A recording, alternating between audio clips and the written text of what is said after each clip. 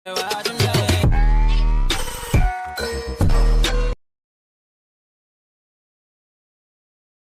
जंगल में टुनटुनी चिड़िया अपनी छोटी सी बेटी मीनू चिड़िया के साथ रहती थी। अब बरसात का मौसम आने ही वाला था, इसलिए जंगल के सभी पक्षी अपने अपने घर बनाने की तैयारियों में लगे हुए थे। टुनटुनी चिड़िया भी जंगल में रोज लकड़ियां ढूंढने के लिए जाती थी। माँ, देखो सभी लोग अपने अपने घर बनाने में कितना व्यस्त हैं। पता नहीं माँ हमारा घर कब बनेगा। हमें जल्दी से जल्दी घर बना लेना चाहिए। बारिश का कोई पता नहीं है, क्या पता अभी ही शुरू हो जाए।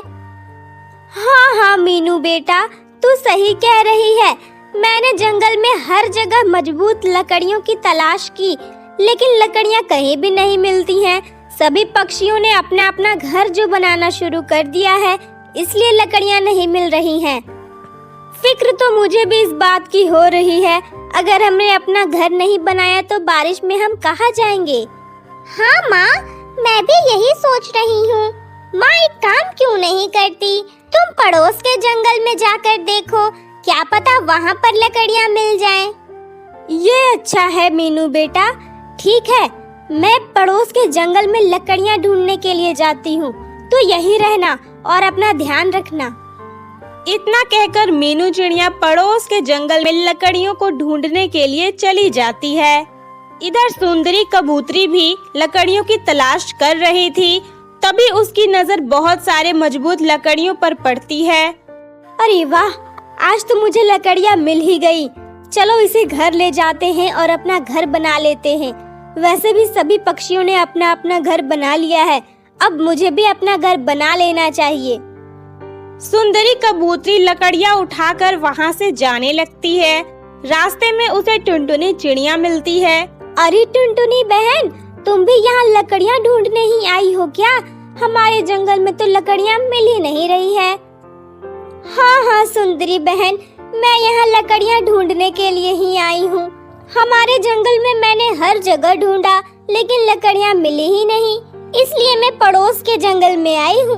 अरे टुनटुनी बहन, ये देखो, मुझे बहुत सारे मजबूत लकड़ियाँ मिले हैं। वहाँ पर ढेर सारे मजबूत लकड़ियाँ पड़े हुए हैं। जल्दी जाओ, वरना कोई और पक्षी आकर उन्हें ले जाएगा। ठीक है सुंदरी बहन, मैं जा रही हूँ। तुम्हारा बहुत बहुत धन्यवाद। मैं अब चलती हूँ, मेरी बच्ची भी इंतजार कर रही होगी। ये कहकर टुनटुनी चिड़िया लकड़ियों के पास आ जाती है। तभी वहाँ पर कालू कौवा भी आ जाता है, जो बहुत ही शैतान था। वो सभी को परेशान किया करता था। वो लकड़ियों को देखता है और टुनटुनी को वहाँ पर देखकर सोचता है, अरे ये क्या हो गया, एक तो लकड़ियाँ नहीं मिल रही हैं, ऊपर से ये लकड़ियाँ टुनटुनी को मिल गई हैं। अब तो मुझे टुनटुनी से ये लकड़ियाँ मांगनी पड़ेगी। अगर प्यार से मान जाए तो ठीक है, वरना मैं आज इसे जिंदा नहीं छोड़ूंगा। ये कहकर वो टुनटुनी के पास जाता है और कहता है, अरे ओ टुनटुनी, तू यहाँ क्या कर रही है? ये लकड़ियाँ तो मेरे हैं, मेरी पहले इस पर नजर पड़ी थी। अरे ओ कालू कौवा, तू बिल्कुल झूठा है। ये लकड़ियाँ पहले मैंने देखी है और मेरी नजर इन पर पहले पड़ी थी। मैं इन्हें लेकर जाऊंगी, तू तो अभी अभी आया है। शायद तुझे पता नहीं है कि तू किससे बात कर रही है। मैं कालू कौवा हूँ, कालू कौवा, इस जंगल का राजा हूँ मैं। अरे चुप कर, जैसे कि मैं तुझे जानती ही नहीं हूँ। तू कहीं का राजा नहीं है, तू तो एक बहुत बदमाश कालू कौवा है। तू सभी को परेशान किया करता है, और अगर तू ये सोच रहा है कि मैं तुझसे डर जाऊंगी तो तू गलत सोच रहा है। आज तो मैं ये लकड़ियाँ लेकर ही जाऊंगी। देख टुनटुनी, प्यार से मान जा तो सही है, वरना आज मैं तुझे जिंदा नहीं छोड़ूंगा। मैं तेरा गला काट दूंगा, याद रखना तू। टुनटुनी को अपनी बेटी का ख्याल आ जाता है और वो डर जाती है। नहीं कालू भैया, मुझे छोड़ दो, मुझे मत मारो।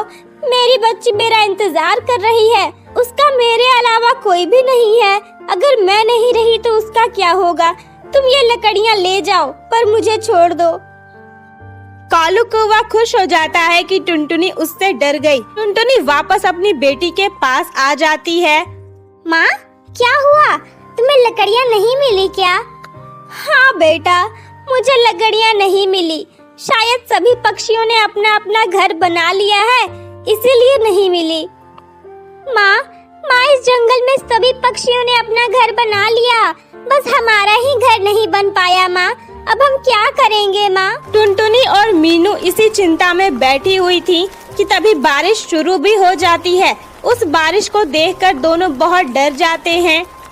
टुनटुनी अपनी बेटी को लेकर एक घोंसले में छुप जाती है। वो अपनी बेटी की रक्षा तो कर लेती है, लेकिन खुद भीग जाती है, जिससे उसकी तबीयत खराब हो जाती है। थोड़ी देर बाद बारिश रुक जाती है तो मीनू चिड़िया अपनी माँ से कहती है, माँ, तुम्हारी तबीयत तो खराब लग रही है, तुम बहुत भीग गई हो माँ। तुम एक काम करो, तुम बंटी चाचा के पास जाओ, वो डॉक्टर है ना, वो तुम्हारा इलाज कर देंगे।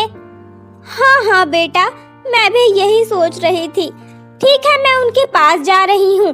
तू अपना ध्यान रखना और यहीं इसी घोंसले में ही रहना।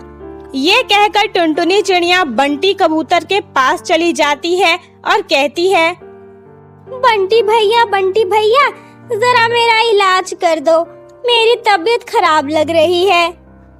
हाँ टुनटुनी बहन, मुझे लगता है तुम बारिश में भीग रही थी, इसलिए तुम्हारी तबीयत खराब हो गई है। क्या बताऊं बंटी भैया, जंगल के सभी पक्षियों ने अपना अपना घर बना लिया, लेकिन मैं नहीं बना पाई। मुझे लकड़ियाँ मिली थी, लेकिन उस कालू कौवा ने मुझसे वो लकड़ियाँ छीन ली। टुनटुनी बंटी कबूतर को सभी सच्चाई बता देती है। ये तो बहुत गलत किया उस कालू कौवा ने, उसे इसकी सजा जरूर मिलेगी। तुम देखना, उसने जो तुम्हारे साथ किया है उसका फल उसे भी भुगतना पड़ेगा। मैं तुम्हारी मदद करूंगा। मैं तुम्हें एक ऐसी चीज दे रहा हूँ जिसे तुम किसी भी पेड़ पर डाल देना तो उसका फल एक घर में बदल जाएगा और फिर तुम उसमें आराम से रहना। देखो, मेरा घर भी सेब के अंदर है, मेरा सेब का घर है और मैंने इसी चीज का इस्तेमाल करके ये घर बनाया था।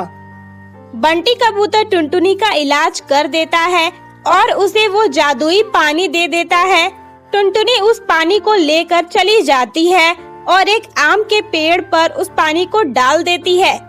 तभी उस पेड़ पर एक आम का घर निकल आता है, जिसमें टुनटुनी और मीनू चिड़िया आराम से रहने लगते हैं। बारिश बहुत बढ़ जाती है और तूफान भी आ जाता है, जिससे कि सभी पक्षियों का घर टूट जाता है।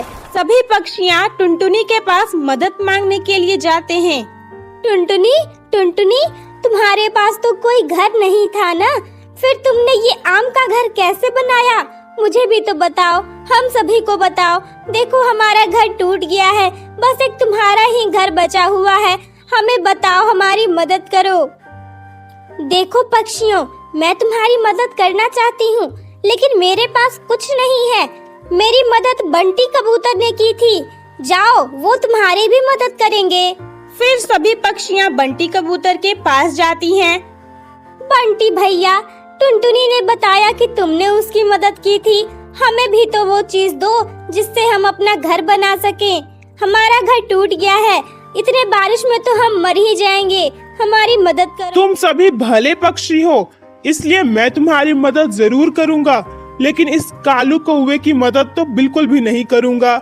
इसने ही टुनटुनी की लकड़ियां छीन ली थी, इसलिए इसकी कोई मदद नहीं होगी।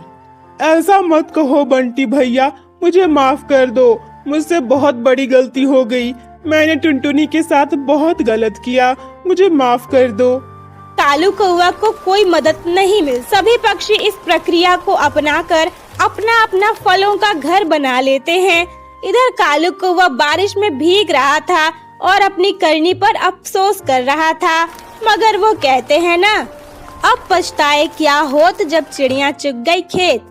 इसलिए हमें कभी किसी के साथ गलत नहीं करना चाहिए।